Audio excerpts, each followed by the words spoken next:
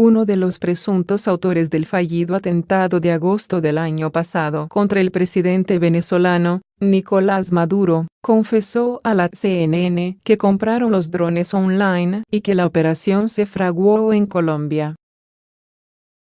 El sujeto, que ocultó su identidad, proporcionó videos a la CNN sobre la preparación del atentado.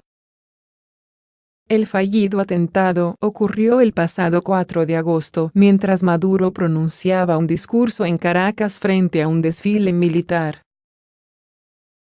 Maduro tuvo que interrumpir el discurso por la explosión de 2 drones que sobrevolaban el evento.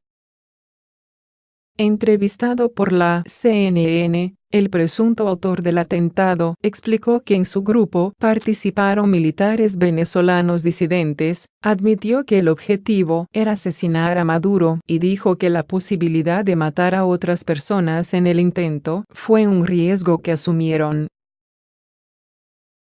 Los drones, supuestamente, los compraron por internet en Estados Unidos y los llevaron a una finca en Colombia, donde entrenaron su manejo.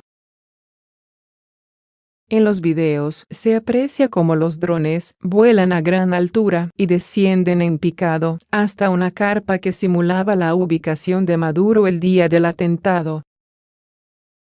El presunto autor del atentado también explicó que desmontaron los drones para introducirlos en Venezuela sin ser detectados.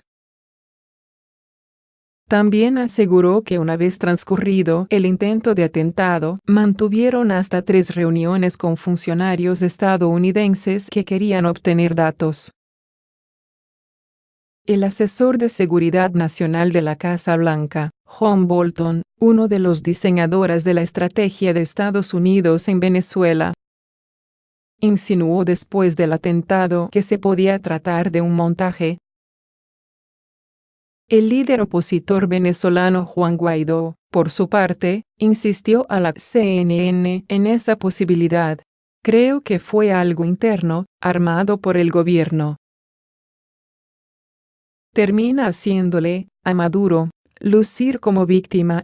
Las autoridades venezolanas detuvieron a una veintena de personas a las que vincularon con el atentado fallido, del que responsabilizaron a la oposición y a los gobiernos de Estados Unidos y Colombia.